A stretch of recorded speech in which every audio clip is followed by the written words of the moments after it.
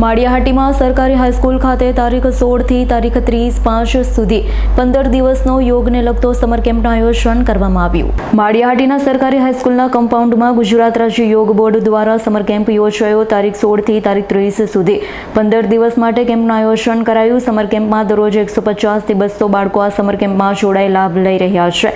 જિલ્લા કોઓર્ડિનેટર ચેતનાબેન ગજેરાની ઉપસ્થિતિમાં સવારના 7 થી 9 વાગ્યા સુધી 2 કલાક સુધી સમર કેમ્પ યોજાય છે। કેમ્પમાં સૂર્ય નમસ્કાર, પ્રાણાયામ, ધ્યાન, વ્યાયામ, ગીતાજીના પાઠ સહિતના વિવિધ અનેક પ્રકારના યોગ અને કસરતની ટ્રેનિંગ અપાય છે। માળિયાહાટીના કોચ દક્ષાબેન ચાવડા, વિભાબેન ગાંધી, કૃપાબેન સહિતના યોગ કોચ બહેનો દરરોજ બાળકોને વિનામૂલ્યે ટ્રેનિંગ આપે છે। આજ રોજ શહેરના આગેવાન સરપંચ જીતુભાઈ સિસોદિયા, સભાપતિ હમીરસિંહભાઈ સિસોદિયા, ઠાકરશીભાઈ જાવિયા, મગનભાઈ લાડાણી સહિતના આગેવાનોએ હાજરી આપી બાળકોને પ્રોત્સાહિત કર્યા હતા। ઓમ નમસ્કાર, પ્રણામ।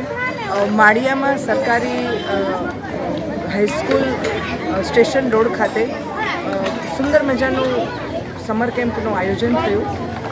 ગુજરાત યોગ બોર્ડ દ્વારા આયોજિત આ સમર કેમ્પમાં 100થી વધારે બાળકોએ ભાગ લીધો। બેન શ્રી દક્ષાબેન યોગ કોચ અને બેન શ્રી કૃપાબેન, વિભાબેન, કુસુમબેન બધે સર્વે યોગ કોચ અને ટ્રેનરોએ સાથે મળીને બાળકોને ખૂબ જ સુંદર મજાની ટ્રેનિંગ આપી। યોગ, પ્રાણાયામ, એક્સરસાઇઝ, સૂર્ય નમસ્કાર અને સાથે સાથે દિનચર્યા અને બીજી જુદી જુદી ટેવો, ગીતાજીના શ્લોકનું પઠન, પ્રાર્થના એ બધું સુંદર મજાનું શીખવાડ્યું।